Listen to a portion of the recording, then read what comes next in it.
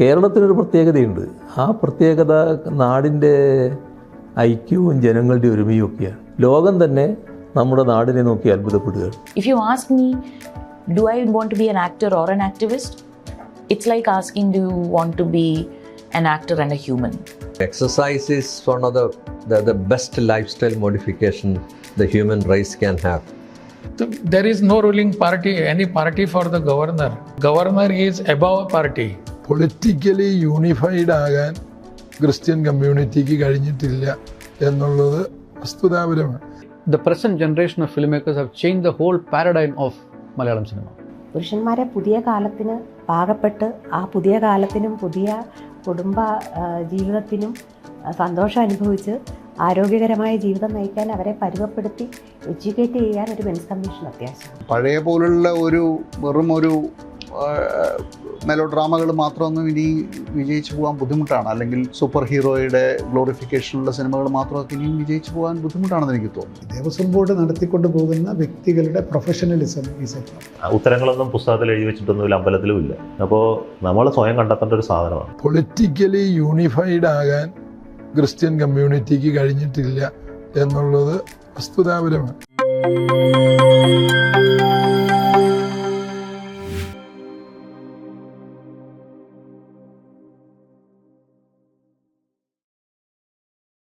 അല്ല, ഓരോ പ്രതിസന്ധിയല്ലേ. അതിപ്പോൾ ഓരോന്നെടുത്താലും നാടിനെ വല്ലാതെ ബാധിക്കുന്നതാണല്ലോ. ഏത് പ്രശ്നം വന്നാലും, ഇപ്പോൾ ഒരു പ്രശ്നം വന്നു, ഇപ്പോൾ നിപ്പ വന്നു, അത് എത്രത്തോളം പടരുമെന്ന് നമുക്കറിയില്ലല്ലോ. അന്നേരം അതിൻ്റേതായ പ്രശ്നങ്ങളുണ്ടാവുമല്ലോ. ഇപ്പോൾ പ്രളയം നൂറ്റാണ്ടിലെ മഹാപ്രളയമല്ലേ വന്നത്. അത് കേരളത്തെ ആകെ അങ്ങ് തകർത്തടിക്കുന്ന നിലയായിരുന്നില്ലേ. അപ്പോൾ അതിൽ നമ്മൾ കരകയറുക എന്നുള്ളത് വലിയ പ്രശ്നമായിരുന്നല്ലോ. നമ്മുടെ കോവിഡ് വന്നപ്പോൾ അതിൻ്റെ ഭാഗമായിട്ടും ലോകമാകെ വല്ലാതെ വിറങ്ങലിച്ചു പോകുന്ന അവസ്ഥയല്ലേ ഉണ്ടായത്. പക്ഷെ നമുക്ക് അതിനെയൊക്കെ, കേരളത്തിനൊരു പ്രത്യേകതയുണ്ട്. ആ പ്രത്യേകത നാടിൻ്റെ ഐക്യവും ജനങ്ങളുടെ ഒരുമയും ഒക്കെയാണ്. അതിനെ ഒന്നിച്ച് നിർത്തണമെന്ന് മാത്രമേ ഉള്ളൂ. അത് എനിക്ക് തോന്നുന്നത് അതിന് ഞങ്ങൾക്ക് സാധിച്ചു എന്നുള്ളതാണ്. ജനങ്ങളും നാടും ഒരേ മനസ്സോടെ അണിനിരന്നിട്ടുണ്ട്. അതുകൊണ്ടാണ് നമുക്കതിനെ അതിജീവിക്കാൻ കഴിഞ്ഞത്. ആര് സഹായിച്ചില്ല എന്നുള്ളതൊന്നും നമ്മുടെ മുമ്പിലൊരു പ്രശ്നമായിട്ടേ വന്നിട്ടില്ല. അതുകൊണ്ട് നമുക്ക് ഉണ്ടായ നേട്ടം ലോകം തന്നെ നമ്മുടെ നാടിനെ നോക്കി അത്ഭുതപ്പെടുകയാണ്. എങ്ങനെയാണ് ഇങ്ങനെ അതിജീവിച്ച് വന്നത്? കാരണം സഹായിക്കേണ്ടവർ സഹായിക്കുന്നില്ല. സഹായിക്കാൻ തയ്യാറായി മുന്നോട്ട് വന്നവരോടടക്കം ഞങ്ങൾ സഹായം സ്വീകരിക്കില്ല എന്ന് കേന്ദ്ര ഗവൺമെൻറ് പറയുന്നു. അങ്ങനെയൊക്കെ ഉണ്ടായിട്ടും നമ്മൾ തകർന്നു പോയില്ലല്ലോ. അതാണ് നമ്മുടെ നാടിൻ്റെ ഒരു പ്രത്യേകത. നമ്മുടെ നാടിന് ആ കരുത്തുണ്ട്. ആ കരുത്ത് അതേ രീതിയിൽ നമുക്ക് ഉപയോഗിക്കാൻ കഴിയണമെന്ന് മാത്രമേ ഉള്ളൂ.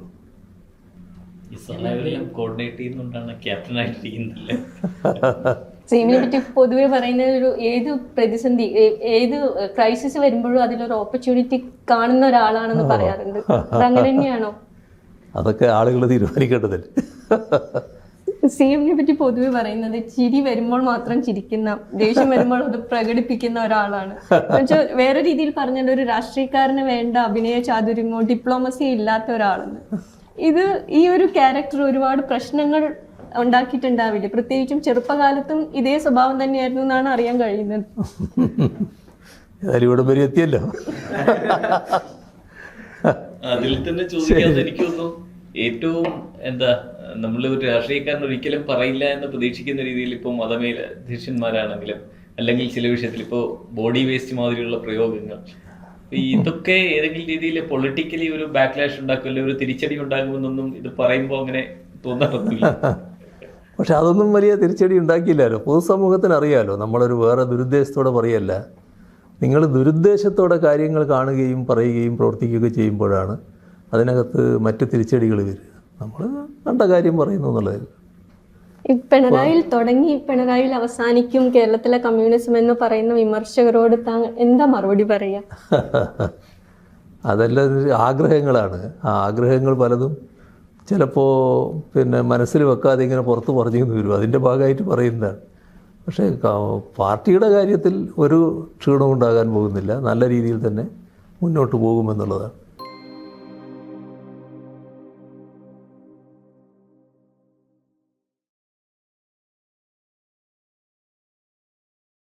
എൻ്റെ സ്പിരിച്വൽ പ്രോസസ്സിൻ്റെ എസെൻഷ്യലി ഞാനൊരു അന്വേഷകനാണ്, എൻക്വയറി ചെയ്തുകൊണ്ടിരിക്കുന്ന ഒരാളാണ്. ഞാൻ ഒരുപാട് വായിച്ചിട്ടുണ്ട്, അറിഞ്ഞിട്ടുണ്ട്, മനസ്സിലാക്കാൻ ശ്രമിക്കുന്നുണ്ട്. പക്ഷേ ഇപ്പോഴും ഇൻകംപ്ലീറ്റാണ്. ഓക്കെ, ഇൻകംപ്ലീറ്റ് എന്ന് പറഞ്ഞാൽ ഒരുപാട് ക്വസ്റ്റ്യനുകൾ മാത്രം ബാക്കി, ഉത്തരങ്ങളില്ലാത്തൊരവസ്ഥയിലാണ് ഞാനിപ്പോൾ ഇരിക്കുന്നത്. ആ ഉത്തരങ്ങൾക്ക് കിട്ടാൻ എളുപ്പമല്ല എന്ന് എനിക്കറിയാം. പക്ഷെ അത് കണ്ടെത്തിയേ പറ്റൂ. കാരണം ഒരു ലൈഫ് ടൈമിൽ കണ്ടെത്താൻ പറ്റുമെന്നൊന്നും എനിക്ക് വലിയ ഗ്യാരണ്ടിയൊന്നുമില്ല. ബട്ട് ഫോർ എക്സാമ്പിൾ നമുക്കെല്ലാം അറിയാവുന്ന ചോദ്യങ്ങളുണ്ടല്ലോ, ഹുവാമായി, ദൈവത്തെക്കുറിച്ചുള്ള കൺസെപ്റ്റ് എന്താണ്, വാട്ട് ഈസ് ഗോഡ്. കഴിഞ്ഞ ദിവസം ഞാൻ രമണ മഹർഷിയുടെ ഒരു കാര്യം കേട്ടുകൊണ്ടിരിക്കുകയാണ്. പലപ്പോഴും നമുക്കൊന്നും ഉത്തരങ്ങളൊന്നുമില്ല. അതുപോലെ ഈവൻ സയൻറ്റിസ്റ്റ് എന്ന നിലയിൽ പോലും പല കാര്യങ്ങളും ക്ലാരിറ്റി ഇല്ല നമുക്ക്. ഞാനൊരു ആസ്ട്രോഫിസിസ്റ്റ് അല്ല, എന്നാൽ പോലും കുറേയൊക്കെ അതിനെക്കുറിച്ച് മനസ്സിലാക്കിയത് കൊണ്ട് തന്നെ ഉത്തരങ്ങളില്ലാത്തൊരു തലത്തിലേക്ക് എത്തിപ്പെടുന്ന ഒരു അവസ്ഥയുണ്ട്. അപ്പോൾ ഇതെല്ലാം ഉത്തരങ്ങൾ മനസ്സിലാക്കാനായിട്ട് ആർക്ക് കഴിയും? എനിക്കറിയില്ല. സയൻസിന്റെ ലിമിറ്റേഷൻ എന്താണ്? ലിമിറ്റേഷൻ ഉണ്ടാകുമായിരിക്കാം, പക്ഷേ ആ ലിമിറ്റേഷനെ കുറിച്ച് പൂർണ്ണ ബോധ്യമുള്ള ഒരാളൊന്നും അല്ല ഞാൻ. എൻ്റെ സയൻസിനെ കുറിച്ചുള്ള അറിവ് ഞാൻ വായിച്ചറിയുന്നത് മാത്രമേ ഉള്ളൂ. പിന്നെ ഞാനൊരു എഞ്ചിനീയർ ആയതുകൊണ്ട് എക്സ്പീരിയൻസ് അറിഞ്ഞു ചെയ്യുന്ന കുറേ കാര്യങ്ങൾ. അതുകൊണ്ട് എൻ്റെ അറിവ് പൂർണ്ണമൊന്നുമല്ല. ബട്ട് ഈ പൂർണ്ണമല്ലാത്ത അറിവിൽ തന്നെ എനിക്കറിയാം അതൊരു വലിയ കോംപ്ലക്സ് സാധനമാണ്, അറിയാനായിട്ടുള്ളൊരു പ്രോസസ്സ്. ഇനി ഒരുപാട് അറിയാനുണ്ട്. അതിൻ്റെ ലൈഫ് ടൈമിൽ ഇതിന് സാധ്യമാകുമെന്ന് എനിക്ക് വലിയ ഉറപ്പൊന്നുമില്ല. പിന്നെ നിങ്ങൾ ടെമ്പിളിൽ എന്തിനു പോകണു, നിങ്ങൾക്കൊരു റാഷണലിസ്റ്റ് ആയിട്ട് ഇരുന്നൂടെ എന്നൊക്കെ ചോദിക്കാം. അറിവിനെ മാത്രം അന്വേഷിച്ചുകൊണ്ടിരിക്കും. പക്ഷെ എനിക്ക് തോന്നുന്നു ആ പ്രോസസ്സിലൂടെ മാത്രം കംപ്ലീറ്റ് ആകാൻ സാധിക്കുമെന്ന് എനിക്ക് വലിയ വിശ്വാസമൊന്നുമില്ല. എനിക്ക് തോന്നുന്നു രണ്ടും ആവശ്യമുണ്ട് എന്നുള്ളൊരു തീരുമാനത്തിലാണ് ഞാൻ എത്തിയിരിക്കുന്നത്.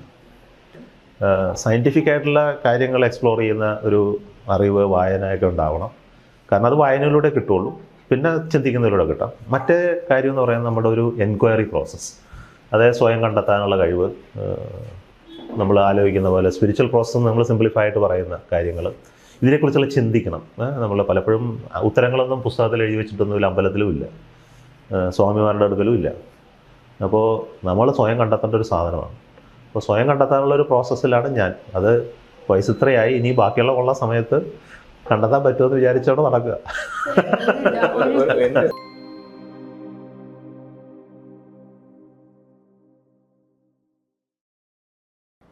It is just a perception that some people have that governor is acting on the behest of the central government.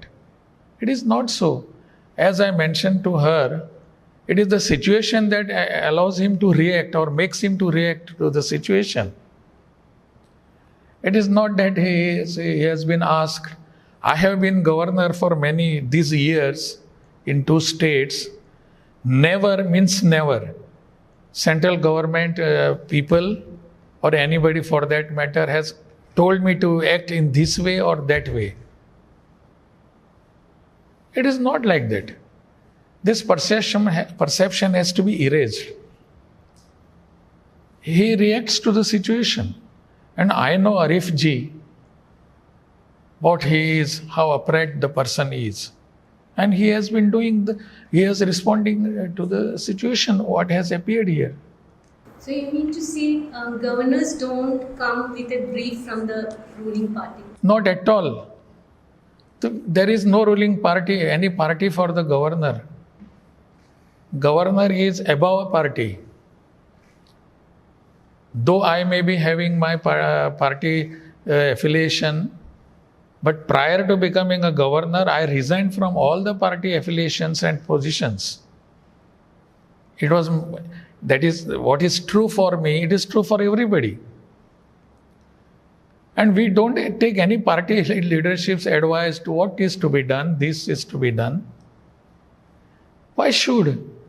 When Constitution tells you this is to be done and this is not to be done, it gives you all the limitations and all the provisions before you.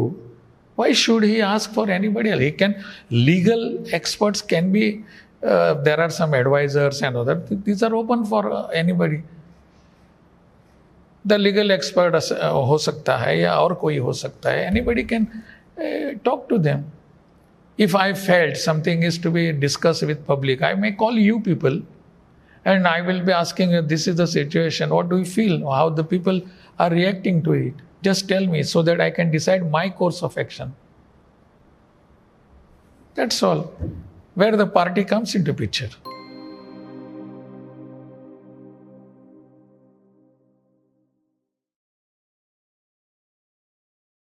എനിക്ക് വ്യക്തികൾ എന്നെ ബാധിക്കുന്നതേ ഇല്ല. എനിക്കതൊരു larger പൊളിറ്റിക്സിനെ പറ്റി മാത്രമേ എഴുത്തുകാരി എന്ന നിലയിൽ സംസാരിക്കാൻ താല്പര്യമുള്ളൂ. വേണ്ടതുണ്ടോ? അയ്യോ, അത്യാവശ്യമാണ്. കാരണം മെൻസ് കമ്മീഷൻ എന്തിനാണ് അത്യാവശ്യം എന്നുള്ളതാണ്. പുരുഷന്മാരെ പുതിയ കാലത്തിന് പാകപ്പെട്ട് ആ പുതിയ കാലത്തിനും പുതിയ കുടുംബ ജീവിതത്തിനും സന്തോഷം അനുഭവിച്ച് ആരോഗ്യകരമായ ജീവിതം നയിക്കാൻ അവരെ പരുവപ്പെടുത്തി എഡ്യൂക്കേറ്റ് ചെയ്യാൻ ഒരു മെൻസ് കമ്മീഷൻ അത്യാവശ്യമാണ്. രാഹുലീശ്വർ പറയുന്ന മെൻ കമ്മീഷൻ വ്യക്തികളെ മാറ്റി നിർത്തും അല്ല, എന്നാൽ പൊതുവെ മെൻ കമ്മീഷൻ വേണമെന്ന് ആവശ്യപ്പെടുന്നവരുടെ ഒരു റീസൺ പുരുഷന്മാരാണ് ഇന്ന് പീഡിപ്പിക്കപ്പെടുന്നതെന്നും അവർക്കൊരു ആശ്രയമാണ് ഈ സോക്കോൾഡ് മെൻസ് കമ്മീഷൻ എന്നുമാണ് അവരുടെ.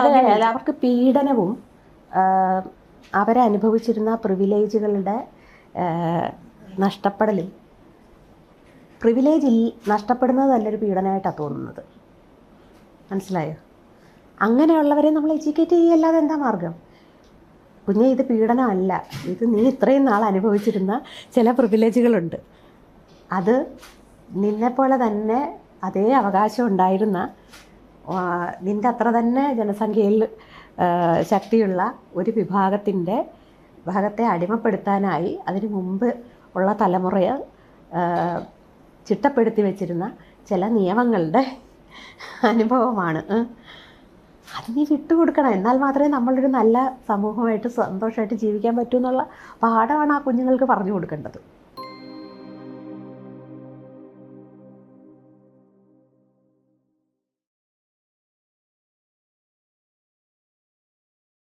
See, vaccine, everybody has got a tendency to blame the treatment delivered by the society rather than the disease itself. ഇപ്പോൾ നമ്മൾ ക്യാൻസർ വരാതിരിക്കാൻ വേണ്ടി നമ്മൾ കുറേ വാക്സിനേഷൻ എടുക്കാമെന്ന് വിചാരിച്ചോളൂ. And if a person dies after vaccination, they will blame the vaccine. They will not blame the cancer if you develop a cancer, because cancer happens spontaneously. Likewise, COVID. ഈ നമ്മൾ പറയുന്ന ലോകത്തിലെ എല്ലാവർക്കും കോവിഡ് വന്നിട്ടുണ്ട്, 99%. Some of them is not diagnosed to have COVID, but they would have come either in a mild form or anything. So അങ്ങനെ വന്ന ഒരു അസുഖത്തിൻ്റെ ബാക്ക്ഗ്രൗണ്ട് നിൽക്കുമ്പോൾ why should we blame the vaccine for that? Vaccine എല്ലാവരും എടുത്തിട്ടില്ല. Vaccine എടുത്തേക്കുന്നവർക്ക് മാത്രമല്ല ഇത് വന്നേക്കുന്നത്. ഇത് actually this is related to Covid rather than related to the vaccine. That is what I tell all the people. COVID has really made the human race a different structurally. അതായത് Covid നമുക്ക് അന്ന് പ്രശ്നങ്ങളൊന്നും ഉണ്ടാക്കിയിട്ടില്ല എന്നിരുന്നാലും it is proved to produce lot of inflammatory changes in the human body, especially on the blood vessels. നമ്മുടെ blood വെസൽസിൽ ഈ heart disease തുടങ്ങുന്നത് പലപ്പോഴും ഇൻഫെക്ഷൻസുമായിട്ട് റിലേറ്റഡ് ആണെന്നുള്ള പണ്ട് മുതലേ നമുക്ക് ഒത്തിരി എവിഡൻസ് ഉണ്ട്. And infection can produce inflammation on the intima, on the inner wall of the blood vessel. ആ inflammation can gradually end up in a small ulcer on which the disease can happen. അതാണ് ഈ Covid വന്ന ആളുകൾക്ക്, അല്ലെങ്കിൽ Covid strong ആയിട്ട് വന്ന ആളുകൾക്ക് ഹൃദ്രോഗം വരാനുള്ള സാധ്യത വളരെ കൂടുതലാണെന്നുള്ളത് ഡോക്യുമെൻറ്റഡാണ്. That is not because of the vaccine, it is because of the COVID infection per se producing lot of changes in the human arterial system in the form of inflammation. അപ്പോൾ അങ്ങനത്തെയുള്ള അതാണ് ഈ യങ്ങർ ഏജിലും സൊസൈറ്റിയിലും heart ഡിസീസിൻ്റെ incidence കൂടാനുള്ള കാരണം എന്നുള്ളതാണ് ഞാൻ വിശ്വസിക്കുന്നത്. ഇതെല്ലാം it needs lot of studies because it is such a broad topic. Millions of people have been involved with this disease, and it's very difficult to study individuals who had COVID and who doesn't have COVID. ഇങ്ങർക്ക് COVID വന്നിട്ടില്ല എന്ന് നമുക്ക് പറഞ്ഞുകൊണ്ട് അയാളെ non Covid study ഗ്രൂപ്പിൽ നമുക്ക് പെടുത്താൻ പറ്റത്തില്ല. കാരണം he probably would not have tested positive, but he would have had a Covid. അധികം സ്ട്രെയിൻ ഈ ജിമ്മിലൊക്കെ എന്താണ് അതിനകത്ത് ഒരു സൊല്യൂഷൻസ്? ഒരു ആയാസ് കൂടുതൽ ഇത് എടുക്കരുത് എന്നുള്ളതാണോ? അല്ലല്ല, അങ്ങനെ exercise is one of the best lifestyle modification the human race can have. There is a lot of scientific data to say that exercise save lives and prevent diseases or prolong the onset of disease. അതുകൊണ്ട് എക്സസൈസിനെതിരായിട്ട് നമ്മൾ ഒരിക്കലും ഒരു ഇതുണ്ടാകാൻ പാടില്ല.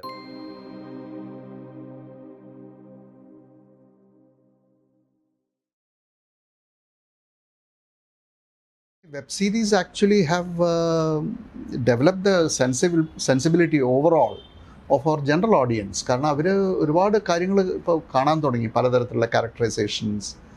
So which is fine. പഴയ പോലുള്ള വെറും ഒരു mellow ഡ്രാമകൾ മാത്രമൊന്നും ഇനി വിജയിച്ചു പോകാൻ ബുദ്ധിമുട്ടാണ്. അല്ലെങ്കിൽ സൂപ്പർ ഹീറോയുടെ ഗ്ലോറിഫിക്കേഷനുള്ള സിനിമകൾ മാത്രമൊക്കെ ഇനിയും വിജയിച്ചു പോകാൻ ബുദ്ധിമുട്ടാണെന്ന് എനിക്ക് തോന്നുന്നു.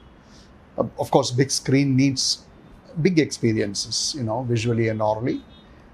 അത് കൊടുക്കുന്ന സിനിമകൾ അതിൽ വിജയം കാണും. മീഡിയത്തിൻ്റെ പോസിബിലിറ്റീസ് കുറേയും കൂടി എക്സ്പ്ലോർഡ് ആയി, കുറച്ചുകൂടി അത് പ്രൊനൗൺസ്ഡ് ആയിട്ടുണ്ട്. സിനിമയുടെ ആസ് ഒരു എക്സ്പീരിയൻസിനെ അത് എഫക്ട് ചെയ്യില്ല. അതായത് ഈ സ്മോൾ സ്ക്രീൻ ബിഗ് സ്ക്രീനിനെ വിഴുങ്ങൊന്നുമില്ല. ഇറ്റ് വിൽ കോ എക്സിസ്റ്റ് എന്ന് എനിക്ക് തോന്നുന്നു. Big screen has found these days in Hollywood വലിയ ഫ്രാഞ്ചൈസ് ഫിലിംസ് മാത്രമേ ബിഗ് സ്ക്രീനിൽ പോകുന്നുള്ളൂ. ബാക്കിയെല്ലാം it goes to network television or OTT. ഞാൻ ചോദിച്ചത്, ഞാൻ കേരളത്തിൻ്റെ സൗത്ത് ഇന്ത്യയുടെ കേരളത്തിൻ്റെ ഒരു പശ്ചാത്തലത്തിൽ മലയാള സിനിമയിൽ അത് നമ്മളല്ലേ ഏറ്റവും കൂടുതൽ ഗ്ലോബലി ഇൻഫ്ലുവൻസ്ഡ് ആയിട്ടുള്ള ഫിലിം വ്യൂയിങ് കമ്മ്യൂണിറ്റി. എന്തെല്ലാമാണ് നമ്മൾ കണ്ടുകൊണ്ടിരിക്കുന്നത്. തീർച്ചയായും ധാരാളം മാറ്റങ്ങൾ വന്നിട്ടില്ലേ? തീർച്ചയായിട്ടും ഉണ്ട്.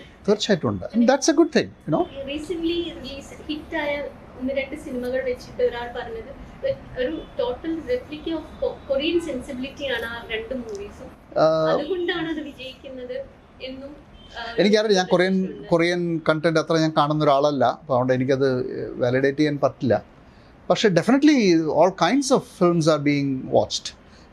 വീട്ടമ്മമാർ പോലും കൊറിയൻ കണ്ടന്റും അതുപോലെ ഇസ്രായേലി സ്പൈ സീരീസും എന്തൊക്കെ കാണുന്ന, വിച്ച് ഈസ് ഗ്രേറ്റ്. പക്ഷെ അത് ഡാമേജിങ് അല്ലേ? ഇപ്പോൾ ഈ സുധാര പറഞ്ഞതിൻ്റെ ഒരു കണ്ടിന്യൂഷൻ ആയിട്ട് നമ്മൾ വലിയ കോപ്പി കാറ്റായി കൊണ്ടിരിക്കുകയല്ലേ? പക്ഷേ പണ്ടും അത് ഉണ്ടായിരുന്നില്ല. പണ്ട് കോപ്പി കാറ്റ് ആവുന്ന നമ്മൾ ഏറ്റവും ഇൻഫീരിയർ ആയിട്ടുള്ള കുറേ സാധനങ്ങൾ നമ്മൾ കോപ്പി ചെയ്തിരുന്നത്. Bollywood films and Tamil films, അതിനെയൊക്കെയാണ് നമ്മൾ കോപ്പി ചെയ്തിരുന്നത്. ഇന്ന് കുറച്ചുകൂടി യൂണിവേഴ്സലും കുറച്ചുകൂടി ഒരു സോഫിസ്റ്റിക്കേറ്റഡ് ആയിട്ടുള്ള കണ്ടന്റാണ് ഇപ്പോൾ നമ്മൾ കോപ്പി ചെയ്യുന്നതെന്ന് വെച്ചാൽ മതി. That happens. പക്ഷേ അതിനിടയിലും ഒരുപാട് ഒറിജിനൽ ടാലൻസിനെ അത് ഇൻസ്പയർ ചെയ്യുന്നുണ്ട്. അവർ പുതിയ വഴികളിൽ ചിന്തിക്കുന്നുണ്ട്. നമ്മുടെ ഈ പറഞ്ഞ ന്യൂ വേവ് ഫിലിം മേക്കേഴ്സ് മുഴുവൻ അതിൻ്റെ നല്ല ഇൻഫ്ലുവൻസ് പേറുന്നവരല്ലേ.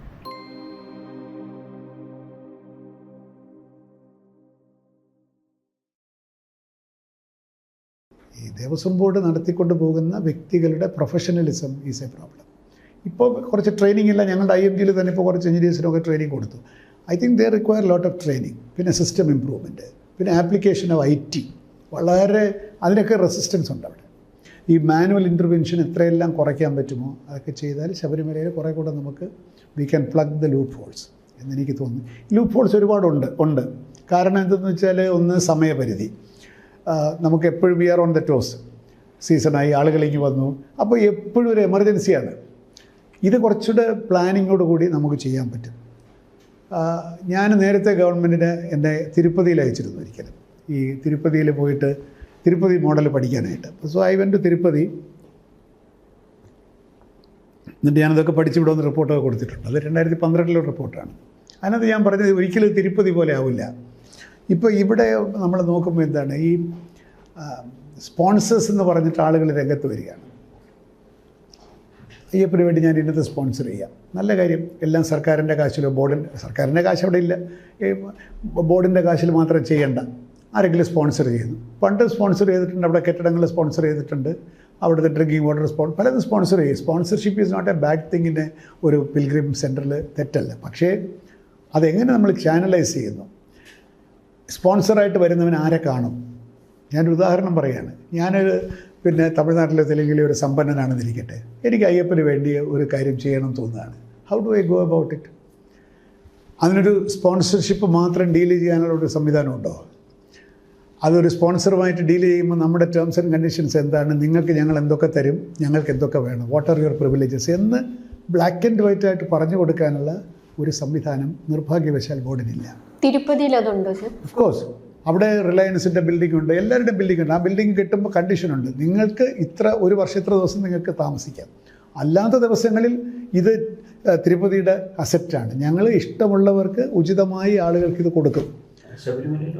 അങ്ങനെയാണ്. പക്ഷേ അത് ശരി തന്നെയാണ്. പക്ഷേ ഈ സ്പോൺസർ, അതല്ല ഞാൻ പറയുന്നത്, അതുണ്ട്, വേഗമാണെങ്കിലും ഉണ്ട്, ആണ് ആ ബിൽഡിംഗ് നമുക്ക് കൊടുക്കാം. പക്ഷേ ഒരു സ്പോൺസർ വന്നു കഴിഞ്ഞാൽ ഇയാളുമായിട്ടുള്ള നമ്മുടെ ഇടപെടലുണ്ടല്ലോ, അത് വളരെ അമോർഫസ് ആണെന്നാണ് ഞാൻ പറയുന്നത്. ഇറ്റ് ഹാസ് ടു ബി അത് നല്ല ഒബ്ജക്റ്റിവിറ്റിയോടുകൂടി സിസ്റ്റംസ് ഉണ്ടാവണം.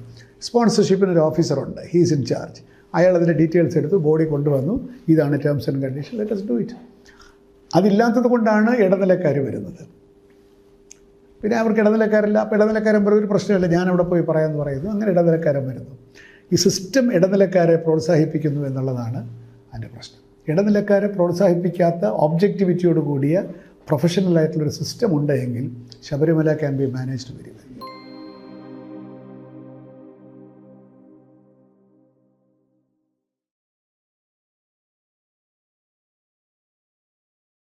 പൊളിറ്റിക്കലി യൂണിഫൈഡ് ആകാൻ ക്രിസ്ത്യൻ കമ്മ്യൂണിറ്റിക്ക് കഴിഞ്ഞിട്ടില്ല എന്നുള്ളത് വസ്തുതാപരമാണ്. ഇപ്പം മുസ്ലിം സമുദായത്തിലെ പോലെ പൊളിറ്റിക്കലി യൂണിഫൈഡായ ഒരു തോട്ട് പാറ്റേൺ ഒന്നും ക്രിസ്ത്യൻ കമ്മ്യൂണിറ്റിയിലില്ല. അത് ഗുണമാണോ ദോഷമാണോ എന്ന് ചോദിച്ചു കഴിഞ്ഞാൽ അതിന് ഗുണവും ദോഷവുമുണ്ട്. ഗുണമെന്ന് പറയുന്നത് ഈ നമ്മളെ ആരും ഒരു ശത്രുപക്ഷത്തേക്ക് കരുതുന്നില്ല.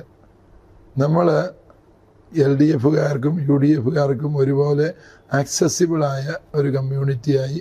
ഇപ്പം BJPക്കാർക്കും നമ്മളെവിടെയെങ്കിലും ഏതെങ്കിലും പൊളിറ്റിക്കൽ അലീജിയൻസിൽ പെട്ടവരായിരുന്നേ അത് നടക്കുകയില്ല. അതാണ് അതിൻ്റെ ഗുണകരമായത്. ഇവരെ എല്ലാവർക്കും സമീപിക്കാവുന്നൊരു സമൂഹം, ആർക്കും പ്രത്യേകിച്ച് വെറുപ്പൊന്നുമില്ലാത്തൊരു സമൂഹമായി നിലകൊള്ളാൻ പറ്റും. ദോഷം എന്ന് പറയുന്നത് നമ്മുടെ ന്യായമായ അവകാശങ്ങൾ പോലും സംരക്ഷിക്കാൻ സാധിക്കുന്നില്ല എന്നുള്ളതാണ് ഈ പൊളിറ്റിക്കൽ വോട്ട് ബാങ്കായി മാറാത്തതിൻ്റെ ദോഷമെന്ന് പറയുന്നത്.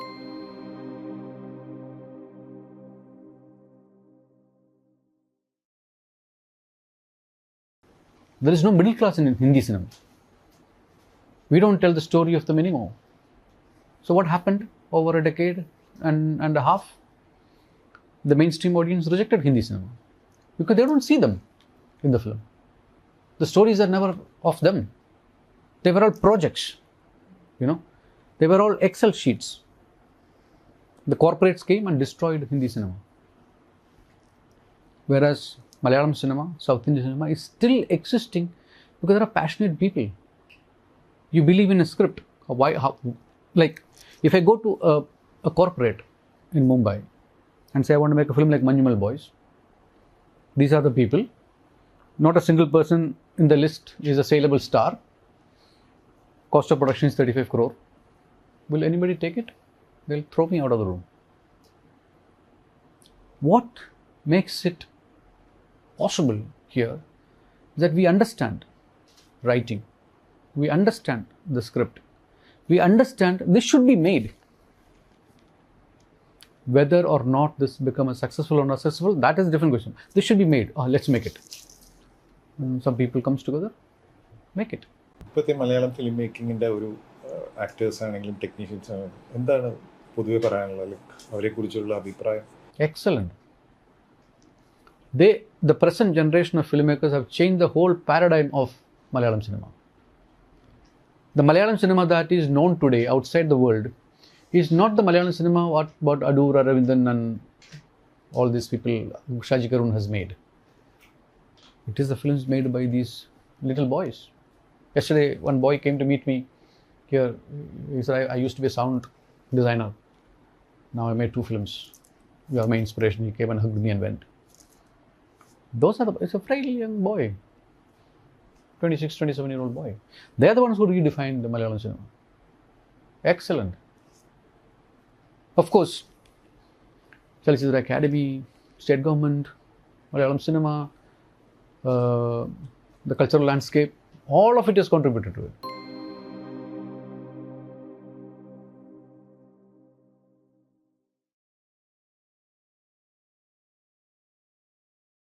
Okay, the first thing is opportunity കുറവാണ് കിട്ടുന്നത്, ഓപ്ഷൻസ് കുറവാണ് കിട്ടുന്നത്.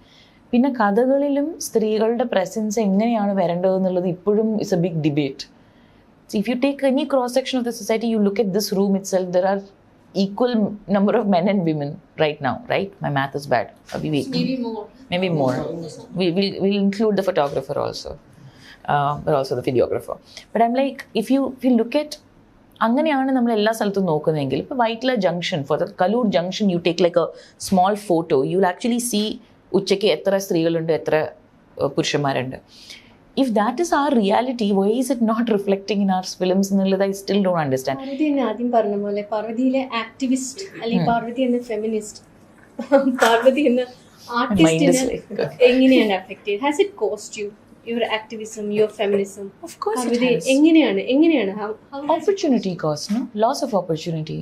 So if you think about it, I've said this so many times, but it happens to be the truth, right? The best way, and we see this everywhere in terms of oppression, best way to silence someone is to starve them. So how will I get better as an actor if I'm not given an opportunity to work on my craft? So I think data wise, I mean, there are other people in the industry who claim to know about my career than me.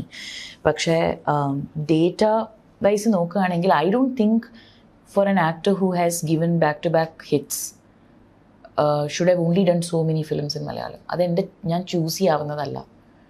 I have literally after Take Off, എൻ്റെ മൊയ്തീൻ, ഉയരെ, Charlie, all of them were commercial successes. And if you look at how many films I have done after that, I have done other films, Tamil, Telugu, Kannada, I mean Kannada ചെയ്തിട്ടില്ല, പക്ഷേ Hindi even. പക്ഷേ മലയാളത്തിൽ എനിക്ക് കിട്ടേണ്ട അത്ര.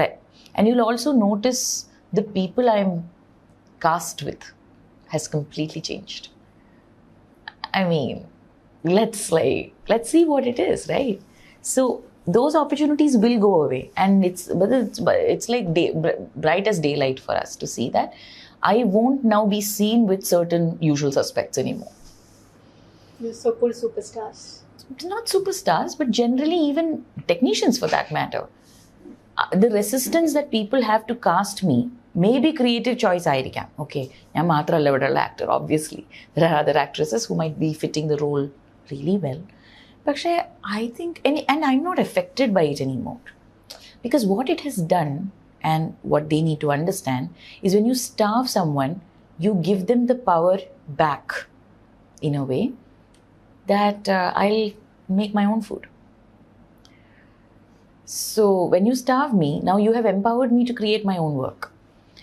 If you think starving will keep me away, that's also not going to happen. അപ്പോൾ പാർവതിയുടെ മുന്നിലുള്ള ഇപ്പോഴത്തെ ചോയ്സ് ആർട്ടിസ്റ്റ് വേഴ്സസ് ആക്ടിവിസ്റ്റ് അങ്ങനെ ഒരു കമ്പൽഷനിൽ എത്തിയിട്ടുണ്ടോ? No. It's now merged very nicely. I've made my peace with it. Initially അതുണ്ടായിരുന്നു എന്നാണ് ഞാൻ പറഞ്ഞത്. Initially I was very scared that പക്ഷേ അത് ഞാൻ പറഞ്ഞേ, ആക്ടിങ് എൻ്റെ കോളിംഗ് അല്ല എന്നുള്ള റിയലൈസേഷൻ എന്നെ വല്ലാതെ ഫ്രീ ആക്കിയിട്ടുണ്ട്. ആക്ടിങ് എന്ന് പറഞ്ഞിട്ടുള്ള ജോലി ഞാൻ ഓരോ സിനിമ കഴിയുമ്പോഴും എനിക്കിത് ചെയ്യാൻ പറ്റുന്നുണ്ട്, and people are liking it. Okay, so I will also try doing this. അങ്ങനെ ബെറ്റർ ആയിട്ടുള്ള കാര്യമാണ്. സത്യം പറഞ്ഞാൽ 17 വയസ്സിൽ അഭിനയിച്ച് തുടങ്ങിയതുകൊണ്ട് I haven't gotten a chance to find my calling. Right now I'm getting all the time to find what my actual calling is. And I think I'm getting there. I'm understanding it better. But this is not it's not an option anymore. If you ask me, do I want to be an actor or an activist? It's like asking, do you want to be an actor and a human?